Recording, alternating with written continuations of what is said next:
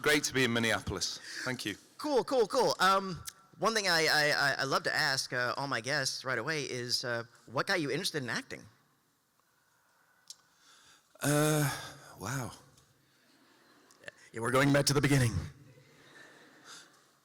Does anybody remember a show called Danger Man?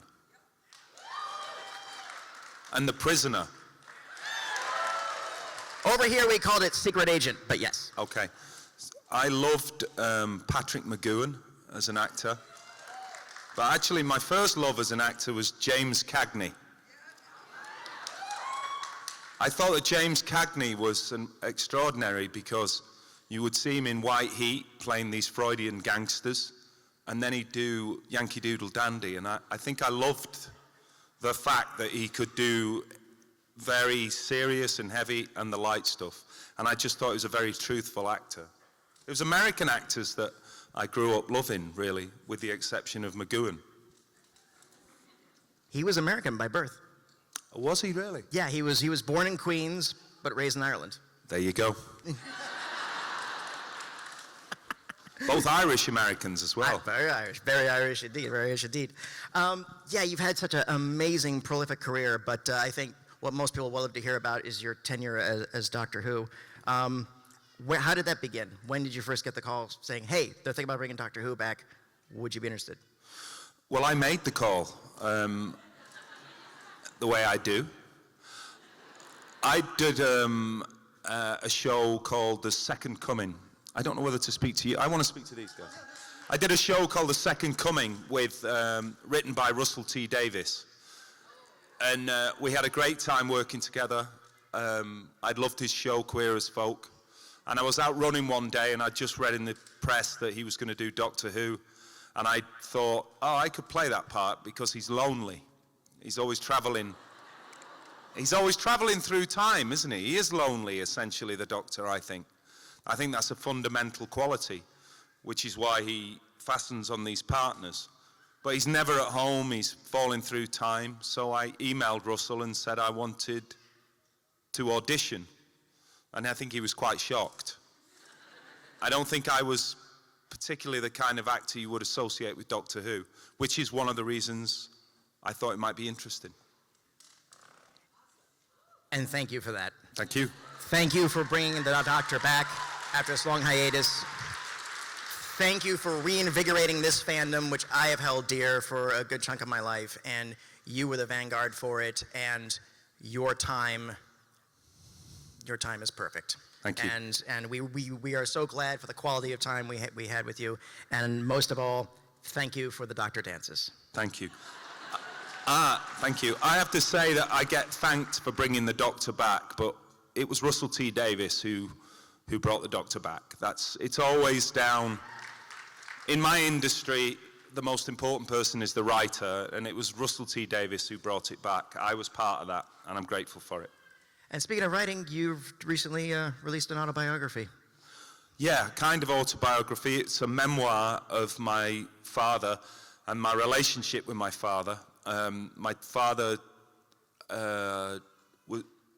got dementia when he was around about 70, diagnosed with dementia. And the core of the book is about my relationship with him before and after that, and it touches on my career. And it seems to have touched a nerve with people, particularly fans. And it's been quite an interesting experience, that, yeah. You talk about a lot of themes in that, and thank you for that, because I had a similar experience with my father. And okay, yeah. Thank you so much. Thank you. It's available at all fine booksellers where you can find it. So thank you so much for joining me. I would like to go to our audience and invite their questions. I'm going to come out to all you. Ooh, not bad for a 50-year-old man. Hi, what's your name? Hi, my name is Bria Teasley. What do you have for us? I just want to start off saying thank you so much. You were my first doctor. You got me into Doctor Who, and I have to thank you so much for that, because really it changed my life. Thank you. So everyone knows the Doctor dances, and I've been told that I can't ask you to dance. So what is your favorite dance? My favorite dance? Oh, it would be anything that Prince does.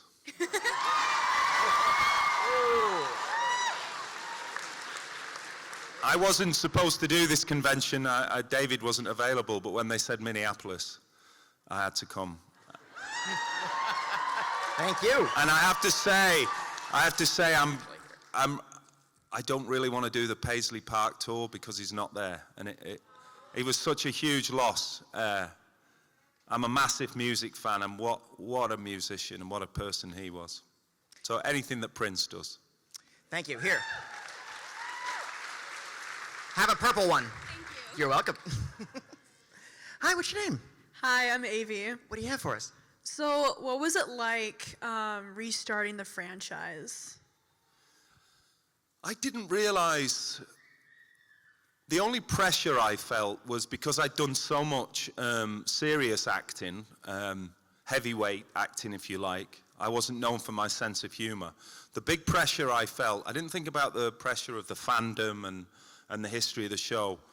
I was very concerned about how to pitch the character, how to pitch the lightness of the Doctor. I knew that I could do the heavy stuff. And I've always said that I think most of the actors' performances, if you watch them, the second series is always their best because they've had an opportunity to assess the first series and then adjust the performance. So I would say that. I'd been working for quite a long time in the industry, about 15, 16 years, and I'd led feature films and I'd led theatre. So the pressure of this wasn't really an issue for me. It was always about whether I could deliver the performance. Thank you. Hi, what's your name? I'm Keith. What do you have for us? So your acting as the Doctor was what made the first season. The expressions you had were just fantastic. But my question is, what was your favorite, either on camera or off camera, memory of the show? My first day's filming, I met an actor whose name I've forgotten at the moment, and I apologize for that because I bumped into him at conventions.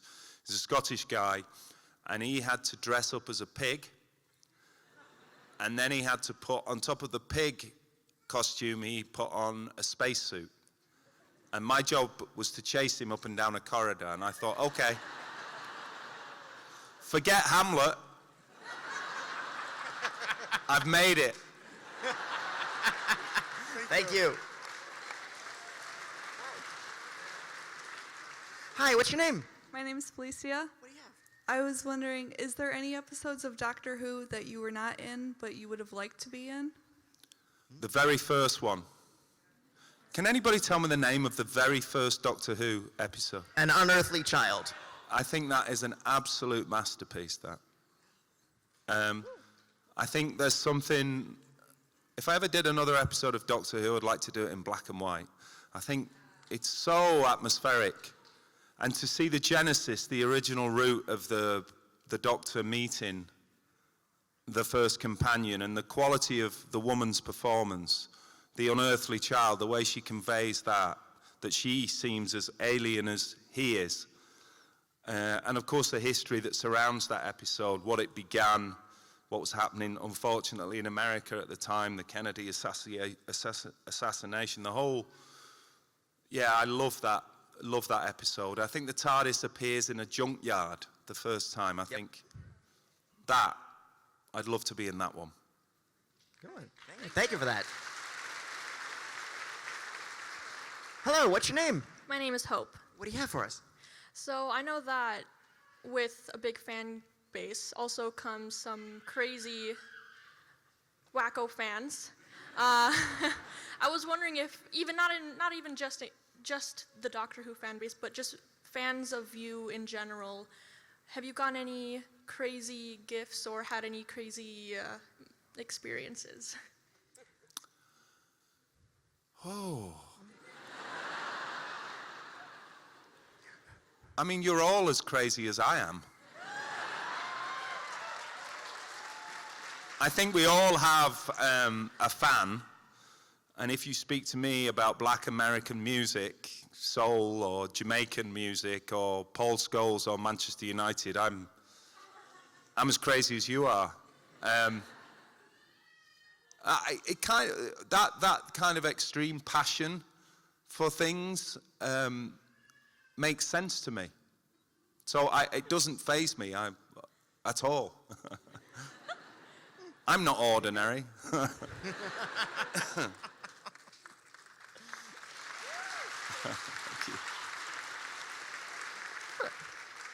Hi, what's your name? Jean, What do you have for us, Gene? first I'd like to thank you for being so open with such personal topics. I think you've helped a lot of people. And my question is there anyone you've worked with before that if you were asked to do a project they were in, no matter what the project was, you would immediately say yes? When I was about 20 and I was at drama school in London studying acting, I got a job at the National Theatre as a usher. So I was selling ice creams and programs and tearing tickets. And I was fortunate enough to watch Anthony Hopkins play a character called Lambert LaRue in a play called Pravda. And I must have seen him do it 100 times. And recently he did a BBC television production of King Lear, and I wrote to the controller of the BBC and I said, I want to be in this. And I got the smallest part in it.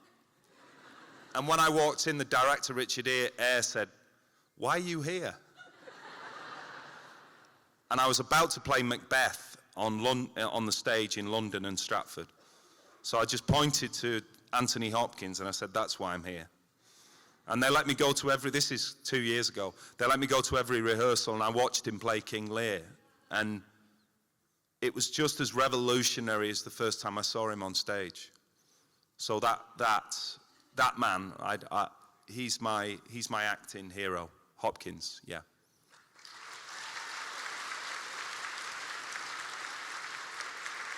And you're why we're all here, so it works out. Right. Hey, what's your name? Hi, my name's Craig. I just want to ask you, are there any opportunities that you wish would come along, like for shows or projects that you just want to get your hands on as an actor, such as The Walking Dead, which is a great one? The Leftovers was massive for me. I feel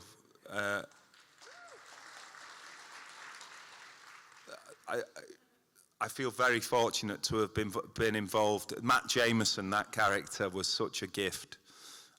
In terms of, there are roles that I want to do.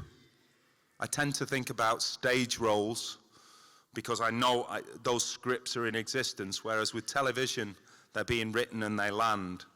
So, and I've learned as an actor, you're always waiting for the phone to ring. That's the bottom line. Unless you're Anthony Hopkins, you wish the phone would stop ringing. So there's lots of roles that I want to play on stage. As for television shows, I don't think like that. I think what will come will come. Sorry, that's a boring answer, but it's the truth. No, not at all. Yeah. Hi, what's your name? I'm Alethea. What do you have for us, Alethea? First, thank you for introducing me to the best show on the planet. You were amazing. But my question is, if you could have paired any companion with the Ninth Doctor other than Rose, who would it have been? I couldn't do that.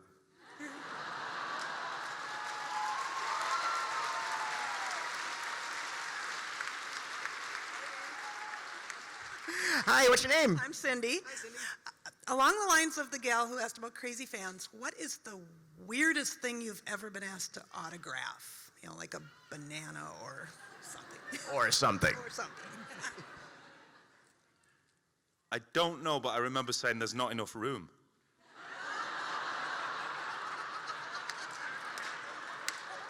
There's your candy. There you go.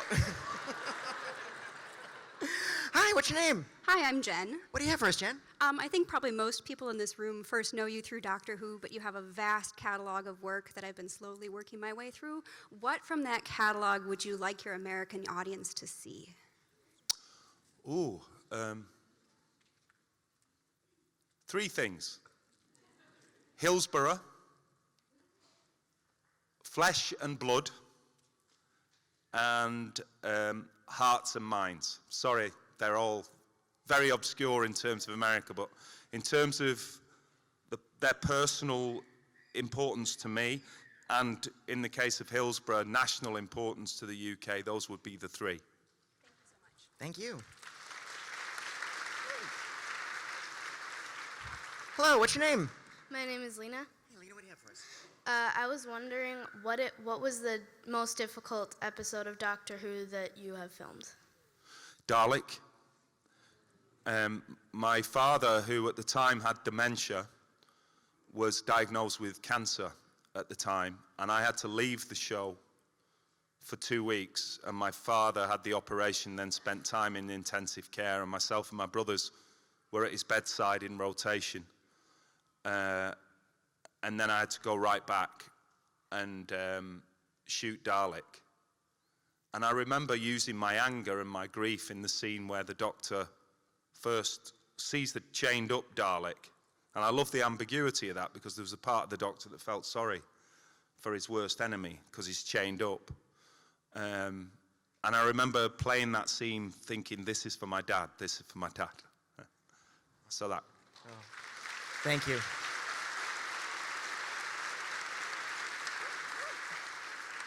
Hi, what's your name?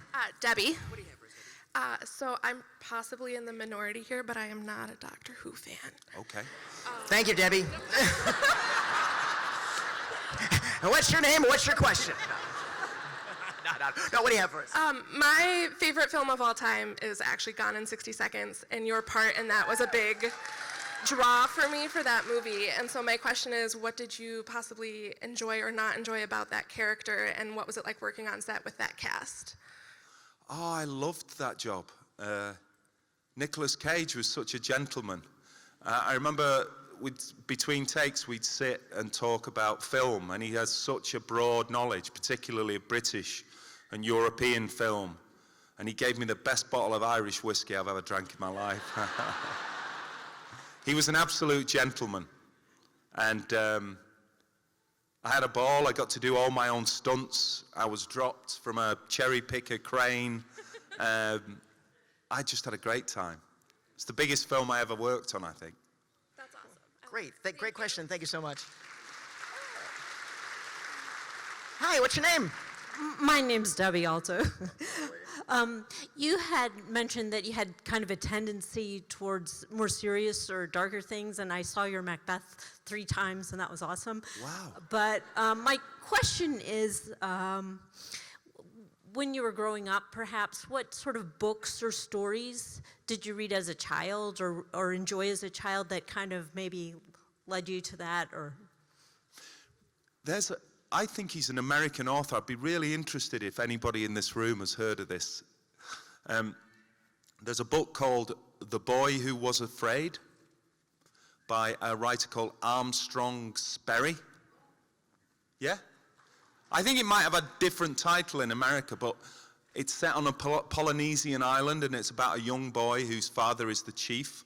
But as a young child, he gets swept away to sea with his mother, and his mother manages to save his life, but she dies, so he associates the sea with the taking of his mother, and he starts to be mocked by the rest of the boys because he's afraid of the sea, and they live off the sea and they fish off the sea, and it's a journey towards courage, and that book was enormous. And I think as a kid I always remember being scared. Not of my mother and father, just generally of existence. It seemed very frightening to me. So that book, but I was voracious as a child. I read and read. And my son Albert, who's 7, he is never still unless you give him a book. If you give him a book, he drops on the spot and absorbs it, and then he's off again. So reading was enormous for me. I read the Tolkien books as a teenager, Lord of the Rings and all that. British books, have you ever heard of The Borrowers? Well, weirdly, I adored The Borrowers, and then I grew up to play Pod, the father role in it. Stig of the Dump, I don't know if you know that one. No, that's very British. It's great. It's about a Stone Age man who lives in this dump, and the kid finds him, and they develop this relationship. I have the same relationship with my agent. You know, they live. So yeah, I read all the time. Cool. Thank you. Oh, sorry. Dr. Seuss was enormous for me. Because in Britain, we had a very class-bound literature, very post-Victorian, and it didn't work for me. And it was like Janet and John, and they had a perfect life, and they were middle class, and blah, blah, blah. And then Dr. Seuss came, and it was all this surrealistic, psychedelic understanding of how crazy the children's imaginations are. And at the moment, I'm reading a biography of Edward Gorey. It's called Born to be Posthumous. And I only discovered Gorey, the Ghastly Crumb Tinies, and the Uninvited Guest very recently. And I mean, America, the way they write, Maurice Sendak, the way you write children's literature, and Sesame Street was huge to me. Huge to me as a child because, again, it was integrated communities. It was almost like a working class community. So American literature and television had a huge impact on me as a child. Hi, what's your name? I'm Julie Ness from North Dakota. Hi. And I want to thank you for turning me on to Doctor Who. And I would like to know, what did you find the most taxing physical part in Doctor Who? Which episode? I really enjoyed the physical challenge. I mean, we made 13 episodes of 45 minutes in 9 months. And I love all the physical aspects of it. You know, I come from a family of grafters, as we call them in the UK, workers. And I love my job so much that compared to the job that my mum and dad did, I could never say it was taxing. I would say the politics. Because when there's a lot of money and there's a lot of power, there's a lot of politics. And I'm not good about politics, really. I don't do the sophistry. I try and treat everybody the same, and a spade's a spade kind of approach. So the politics were mentally very draining. But the physical making of the show, no problem. Thank you. Thank you.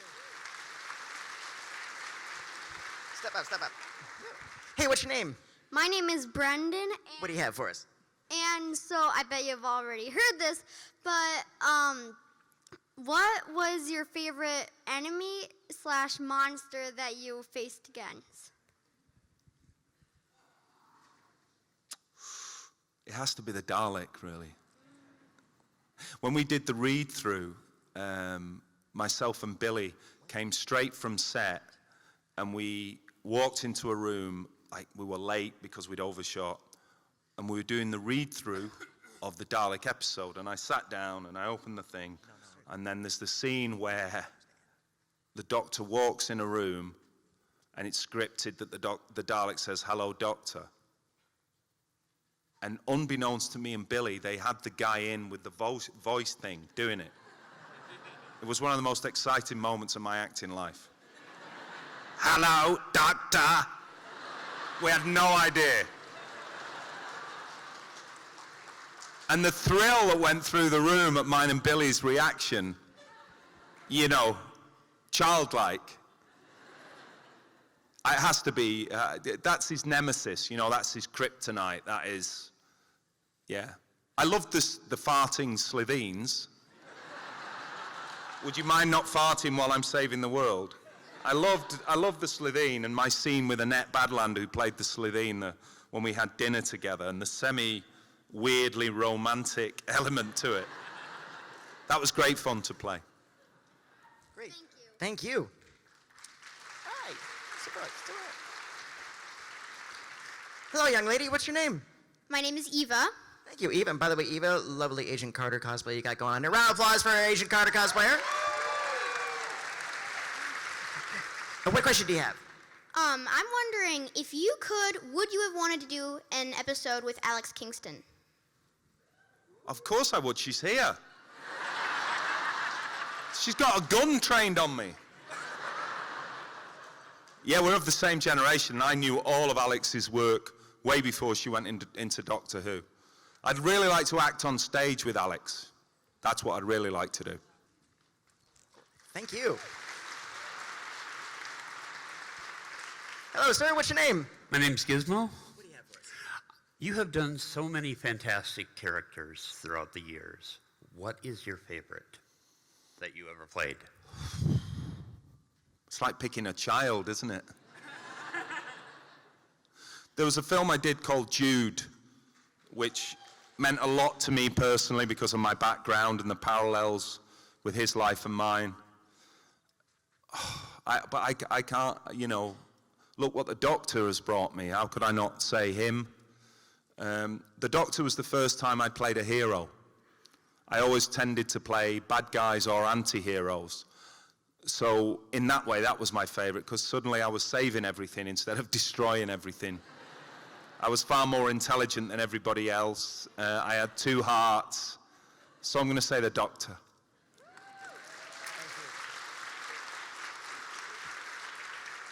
Hello, young lady. What's your name? Hi, Denise.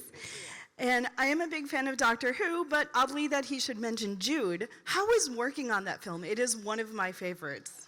Yeah, that was a film I made in about '95 with a director called Michael Winterbottom, who I also did 24-hour Party People for all the music fans out there, Manchester music fans. It was, I was very nervous. I really felt the pressure in a way that I didn't with Doctor Who. It was if it was a big feature film, it was a lead in a feature film. I'd only been working for about 7 years. It had this huge, it was a literary phenomenon. It was the last book that Thomas Hardy ever wrote because the reaction to the book was so strong. I felt a lot of pressure doing that. Yes, it was a very pressured time. I was struggling, but I did my best. Well, you did fantastic. Thank you. Thank you. Hello, boss. What's your name? I'm Zach. What do you have for Zach? So your doctor, one of my favorites, well, my favorite, frankly, was known for many different emotions. One that I particularly liked was his sass. So, sort of drawing back to the question on other companions, what would you think it would have been like if your doctor had traveled with Donna?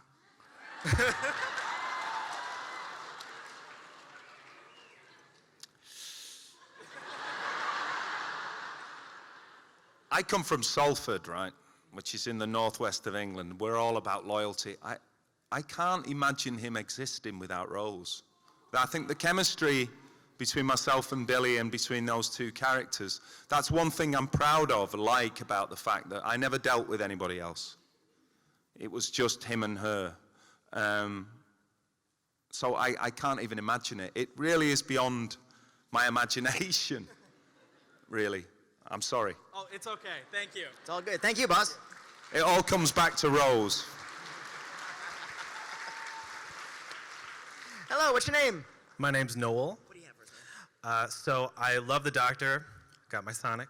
But I wanted to ask you about something else, Sonic, the music in the programs that you've been in and films and things. The Leftovers came out, or was ending rather, just as our first child was about to be born. And that show deals so much with loss that when that piano leitmotif that goes through the whole show came on a Spotify playlist as I was putting him to bed, I broke into tears. So what, from the projects that you have done musically, do you really connect with? That music, Max's music from The Leftovers, was extraordinary. I also think there's a composer in the UK called Adrian Johnston who did the music for Jude. And I remember the first time I saw Jude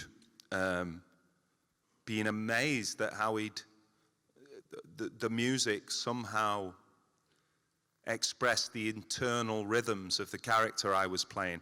And I'll tell you a really interesting musical story. I did a film in '91 called Let Him Have It. I played a character called Derek Bentley. And it was the first money I'd ever earned. I had no money. And I got this contract, got this lead in this film. And the first thing I did with my money was I went and bought myself a top-of-the-range Sony Walkman.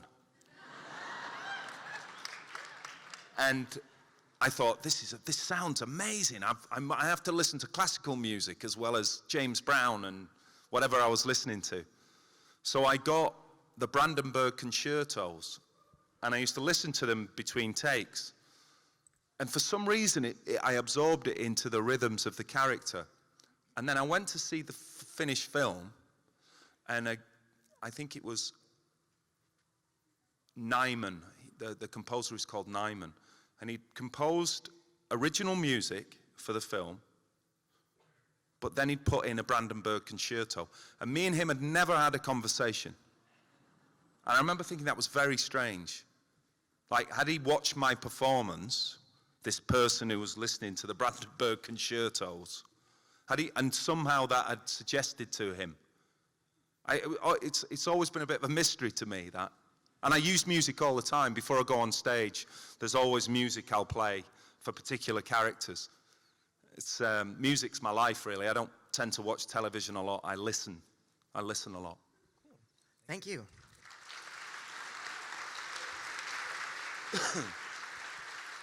Hey, what's your name? Maddie. My question is, I'm more of a fan of your theater work.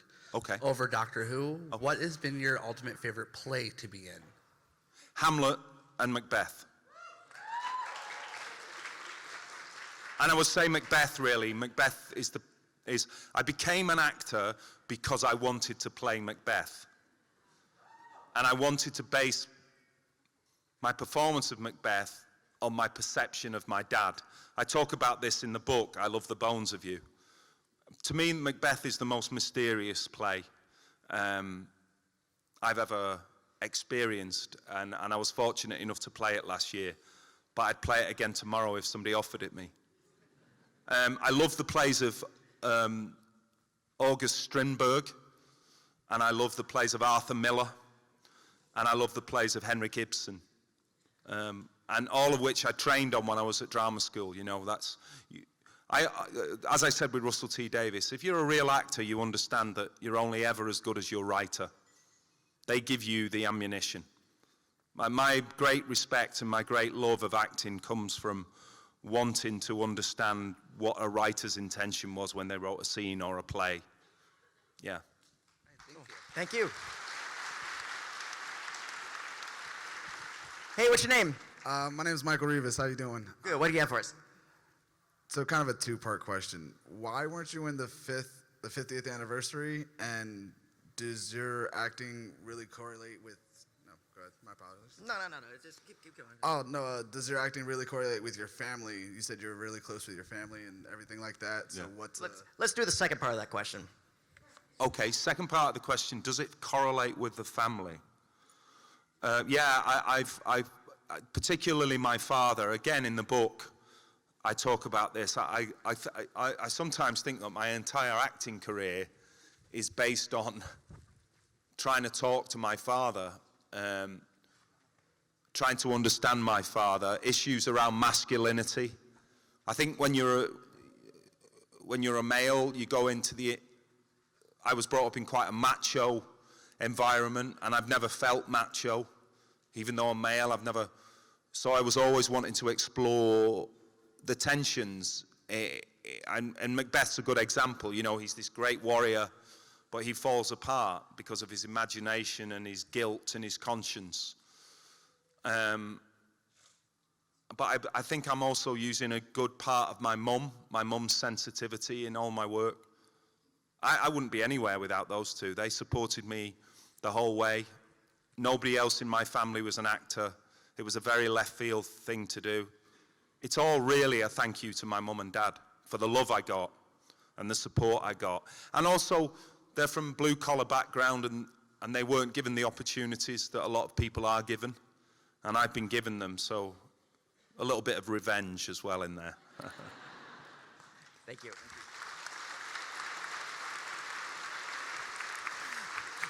Hi, Chris. My name is Patty. I wanted to know if you have any upcoming projects that you're allowed to share with us. I've done the 3rd series of The A Word, which is a British TV show, and I think it was shown on Sundance over here.